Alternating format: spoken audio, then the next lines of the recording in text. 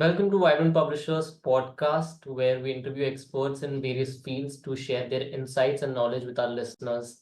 Today, we have the pleasure of welcoming Dr. Denean Robinson back for another episode. The topic for today is employee development and training after a health pandemic. Dr. Denean is an experienced professional with a passion for education and leadership.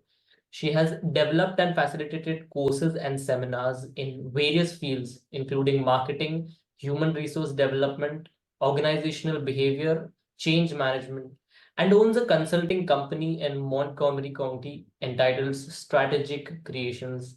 Denean, thank you so much for joining us today. Oh, it's my pleasure. So, I would like to begin by understanding how the global health pandemic has impacted employee development and training in organizations. Well, first, due to the pandemic, a lot of industries have lost valuable employees. And because of the pandemic, a lot of companies went under, which means that their whole company has been eliminated or they have budget cuts. So, therefore, employee development should be a part of the strategical planning and tactical planning from the hierarchy all the way down, because your greatest assets for companies are your employees. Employees help companies become innovative, creative, and stay in tune with the needs of your constituents and with the community. Yeah. So employee training is very important because it allows employees to express their ideas and become connected with the core competencies that the organizations have in order to be successful. Got it. Thank you so much for sharing that. So, are there any specific technologies or platforms that you would recommend for optimizing virtual training experience? I believe that Zoom is one of the most communicative tools that we're using now. I think because of the pandemic, a lot of industries and organizations have experienced using that particular communication tool, and because Zoom has improved on the communication of tools, so now they have AI companion as part of it.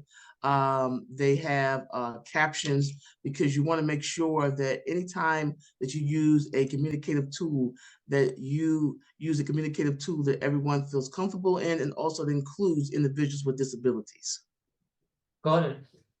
And how important is reskilling and upskilling for employees, and what strategies and organizations can implement to address these needs effectively? It is very important because, as we indicated before, because of the pandemic, a lot of companies were terminated from the industry because they weren't able to meet up to the demands and the needs of the constituents. So it's very important to retool for two reasons. One, you maintain a high motivational level within the staff that you have currently in the organization. You show respect, you show that you are investing back into the individuals that help to build the organizational culture and build success. So by retooling, you are creating a motivation factor, and you also are increasing the performance standards, because it's very important that as a leader, especially in the HR field, that the HR manager on an annual basis has to redevelop the job description or the job analysis to make sure that any type of certification, any other types of job duties associated with a particular job is included in the job description.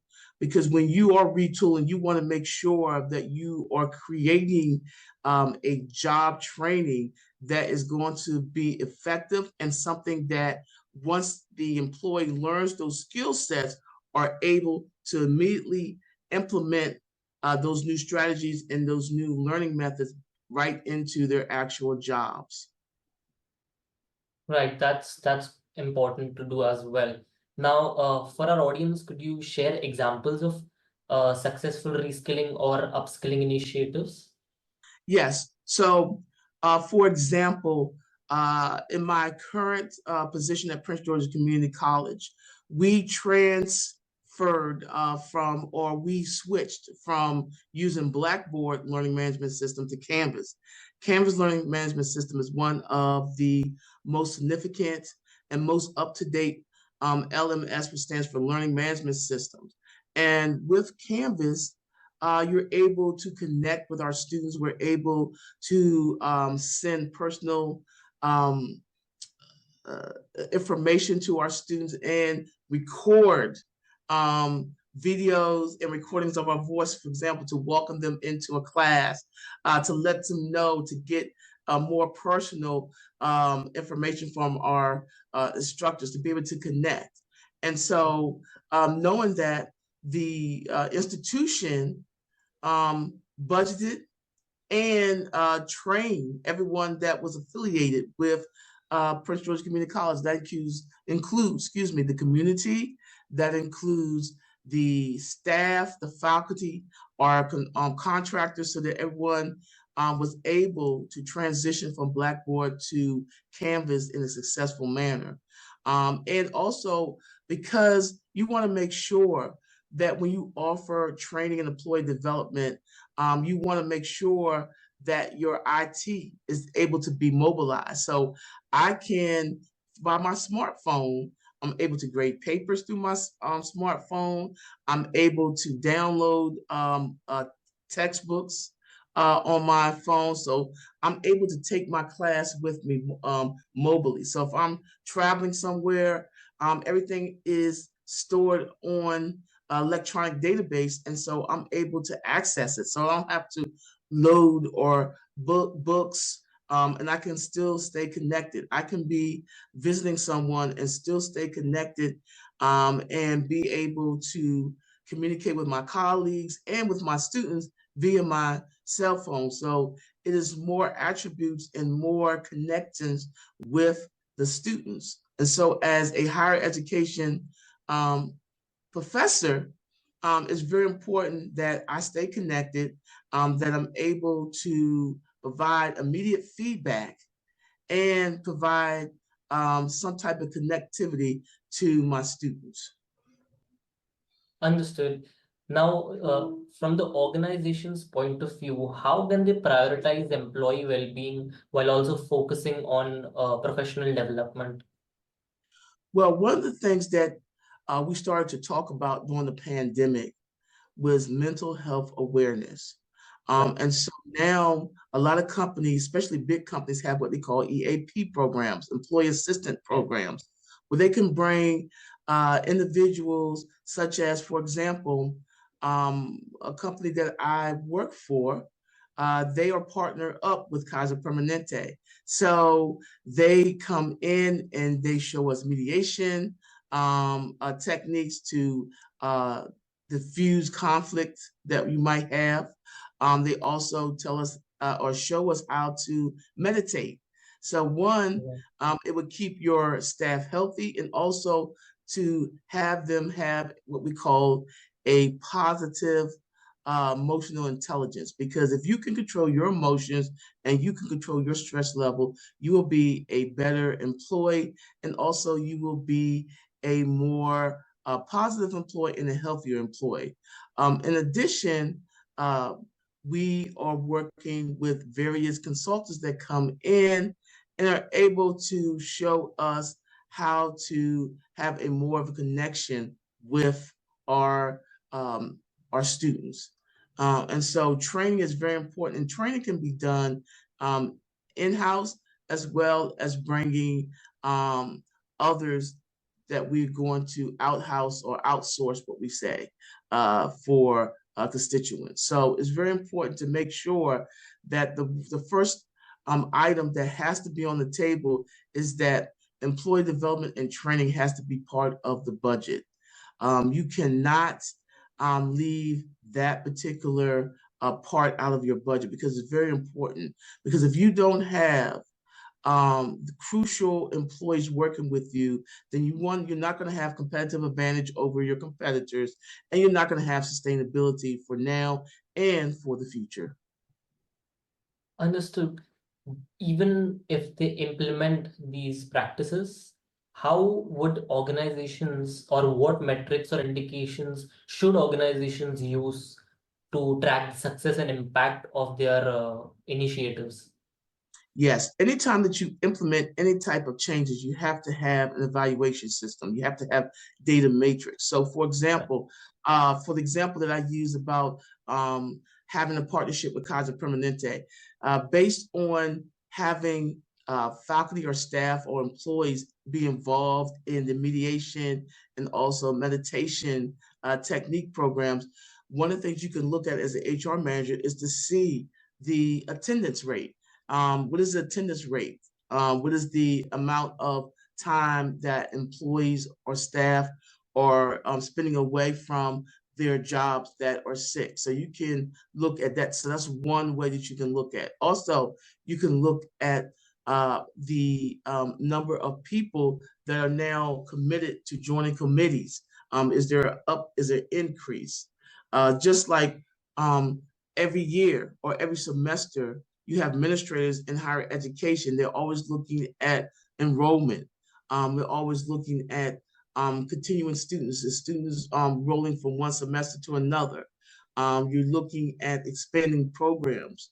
So those are, and you're also looking and evaluating the faculty as far as student evaluations to see how effective that the students think that this particular faculty member is in being able to facilitate that particular class. So those are all different types of matrix, depending on what function that you're looking to evaluate. So you need to have data analysis. So data analysis is a huge part of HR now. We have various infrastructures, and so data analysis allows decision makers to make prompt decisions, but also make accurate decisions. Right. Correct. And in these development programs, how can organizations ensure that there is inclusivity and address the diverse needs of their workforce? First of all, DEI is huge. DEI, most companies have DEI coordinators or they have DEI policies and procedures. For those of my audience or our audience who don't understand what DEI, let me just briefly define what DEI is and then just give you two examples of how you can implement DEI as part of your infrastructure. Well, D stands for diversity. As an organization, you want to make sure that your organization reflects what you see outside of your organization. So you want to make sure that you're hiring people of multiple races, ethnicities, educational background, work experience, sexes, religion. Those are examples of what diversity stands for. So you want to make sure that your company is a melting pot because if society sees that you have individuals that look like them as part of your workforce, they're more likely to want to be a part of your organization activities. Okay, E stands for equity. Okay, and equity means that everyone has an opportunity to be successful, to be supported, to have resources provided for them to be successful in his or her position.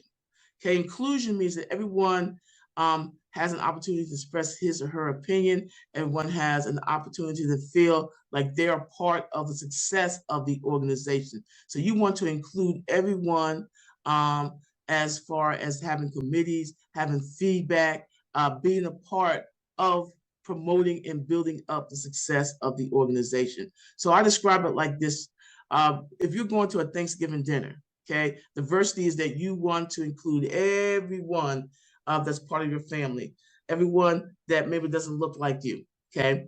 And we talk about equity. You're going to give everybody the opportunity that's coming to that party to bring a dish, okay? And inclusion will be you would give everybody around that table an opportunity to indicate why they particularly chose that dish and why is it so important to them and why do they want to share it with the rest of the family. So that's an example of DEI. And so ways that you can implement DEI strategies is one, including a DEI hiring committee. You will want to have people from various positions in the background, various age groups, and various experience.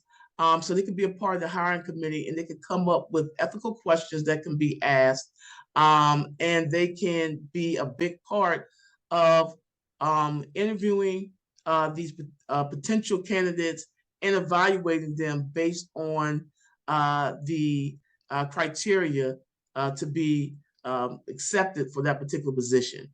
Because the worst thing that you can be, and I've been in that position, and I can tell you that you don't feel positive when you've been called in for an interview, and you go to that interview and you don't see anyone that looks like you at that table, and you just feel like, do you really have a chance to be accepted for the position?